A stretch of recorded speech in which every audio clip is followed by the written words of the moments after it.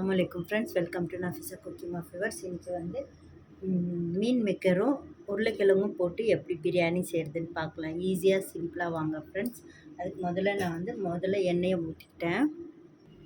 இதில் 4 ஏலக்காய், பட்டை 3, இந்த கிராம்பு 3யும் வந்து நல்லா வறுத்துக்கோங்க. அது நல்லா வெடிச்சிச்சு. இப்போ வந்து வெங்காயம் போட்டுக்கலாம்.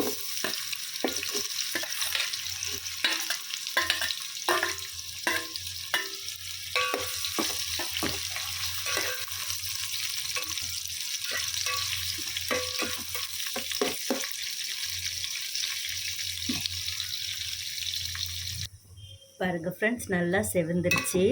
நல்லா பீஸ்ட் மாதிரி ஆயிடுச்சு. இந்த மாதிரி நல்லா செவந்துருச்சுனாக்கா பிரியாணி வந்து நிறைய நேரத்துக்கு அது நல்லாயிருக்கும். இப்போ இதுலேயே 3 ஸ்பூன் நான் வந்து இஞ்சி பூண்டு விழுது போட்டுக்கிறேன்.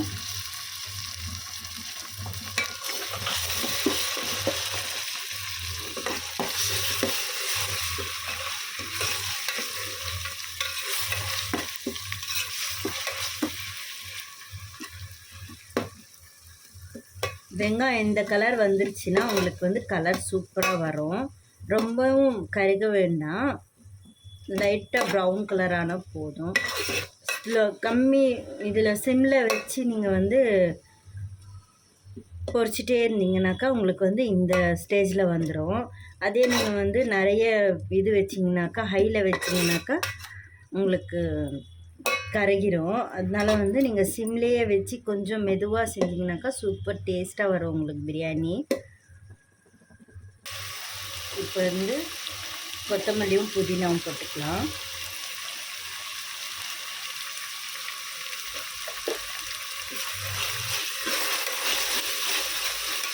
இந்த ஸ்டேஜ்லேயே நான் உப்பு போட்டுக்கிறேன். நான் உப்பு வந்து சும்மா ஒரு கையளவுக்கு போட்டிருக்கேன். தேவையான அளவுக்கு போட்டுக்கோங்க. இப்போ இந்த ஸ்டேஜ்லேயே நான் வந்து மிளகாய் தூள் போட்டுக்கிறேன். காஷ்மீரி சில்லி பவுட்ரு இது. அதுக்கு காரம் அவ்வளோவா இருக்காது, அதனால் வந்து நான் 1 ஸ்பூன் போட்டுக்கிறேன். இந்த மாதிரி நீங்களும் செஞ்சு பார்த்துட்டு எனக்கு வந்து கமெண்ட் பண்ணுங்கள் ஃப்ரெண்ட்ஸ். லைக் பண்ணுங்கள், ஷேர் பண்ணுங்கள். உங்கள் ஃப்ரெண்ட்ஸுங்களுக்கு எல்லாம் எப்படி இருக்குதுன்னு கண்டிப்பாக எனக்கு வந்து கமெண்ட் பண்ணுங்கள். இது நல்லா வறுத்துருச்சுனாக்கா இந்த ஸ்டேஜில் வந்து தக்காளியை போட்டுக்கலாம்.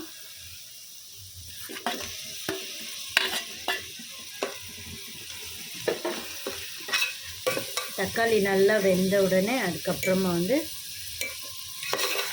தயிரை ஊற்றலாம். சூப்பராக இருக்கும், டேஸ்ட்டாக இருக்கும். இது இந்த மாதிரி நீங்கள் செஞ்சு பார்த்தீங்கன்னாக்கா நீங்கள் வந்து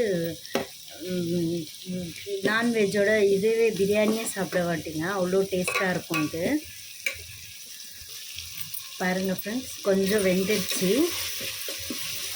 இப்போ இந்த ஸ்டேஜில் வந்து கொஞ்சம் சிம்மில் வச்சுட்டு ஒரு 15 மினிட்ஸ் வந்து மூடி போட்டுடலாம். ஓப்பன் பண்ணி பார்த்துக்கலாம் ஃப்ரெண்ட்ஸ். நல்லா வெந்துடுச்சு. பாருங்கள் ஃப்ரெண்ட்ஸ், நல்லா வெந்துடுச்சு. இந்த மாதிரி மசிச்சு விட்டுக்கோங்க. இப்போ அந்த ஜூஸ் எல்லாம் வெளியில் வந்துடுச்சுன்னா சூப்பராக இருக்கும், டேஸ்டியாக இருக்கும். இப்போ இந்த ஸ்டேஜில் வந்து நான் 1 கப்பு தயிர் எடுத்திருக்கேன். தயிர் மட்டும் கொஞ்சம் அதிகமாக தான் ஊற்றுவேன், நான் எப்போவுமே போடுவேன். நல்லாயிருக்கும் டேஸ்ட்டு.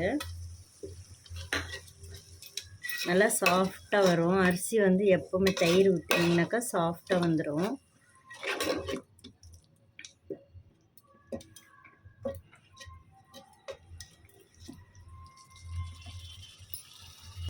பாருங்கள் ஃப்ரெண்ட்ஸ், கிரேவி சூப்பராக ரெடி ஆயிடுச்சு.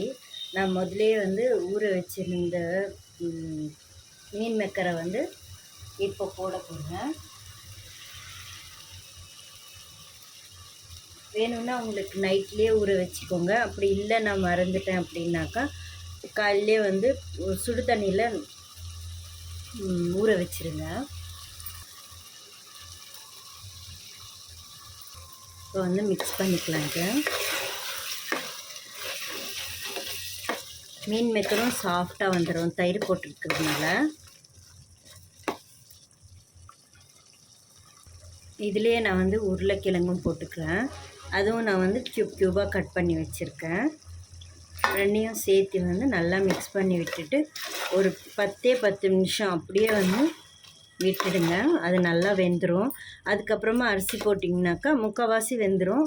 அதுக்கப்புறமா அரிசி போட்டு அது வெந்துருச்சுனாக்கா அது ஃபுல்லாக குக் ஆகிடும். ஓவர் குக் ஆகிடுச்சுனாக்கா அது வந்து சாஃப்டாக வராது. அது ஒரு மாதிரி ஆகிடும். அதனால் வந்து 15 மினிட்ஸ் இப்போது மூடி வச்சுருங்க. வாங்க ஃப்ரெண்ட்ஸ் ஓப்பன் பண்ணி பார்த்துக்கலாம். சூப்பராக குக் ஆகிருக்கு. நான் எதுவுமே தண்ணி ஊற்றலை. இந்த தயிர் தக்காளி அதில் இருந்த தண்ணி தான். பாருங்கள் சூப்பராக சாஃப்டாக வெந்துருச்சு. உருளைக்கிழங்கும் வந்து முக்கால்வாசி வெந்துருச்சு. இப்போ வந்து தண்ணியை போட்டுக்கலாம். நான் இந்த கிளாஸில் 2 கிளாஸ் தண்ணி எடுத்திருக்கேன். அதுக்கு வந்து 4 கிளாஸ் தண்ணி ஊற்றிக்கிறேன். பாருங்கள் ஃப்ரெண்ட் 4 தண்ணி கிளாஸ் ஆயிடுச்சு. இந்த கிளாஸில் வந்து நான் வந்து 2 அரிசி இது எடுத்திருக்கேன். 2 கிளாஸ் அரிசி எடுத்திருக்கேன். 4 கிளாஸ் தண்ணியை போட்டிருக்கேன். இப்போ வந்து உப்பு செக் பண்ணி பார்த்துக்கலாம்.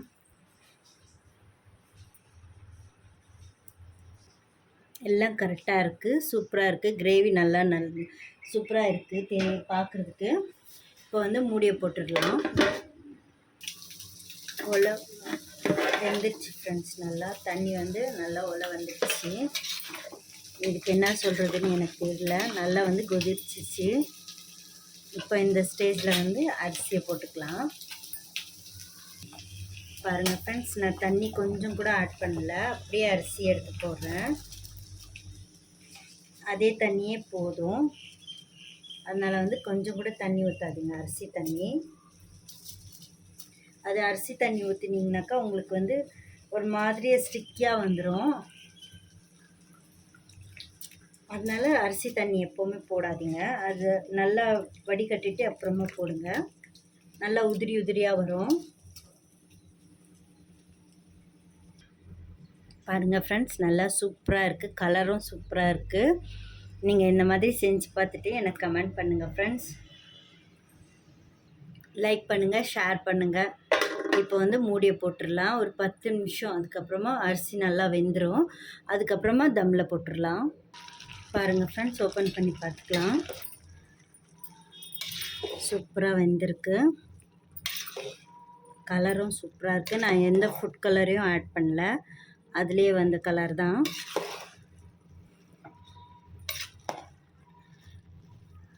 அவ்வளோதான் ஃப்ரெண்ட்ஸ். இப்போ கொஞ்சம் ஒரு 10 மினிட்ஸ் வந்து தம் போட்டுடலாம்.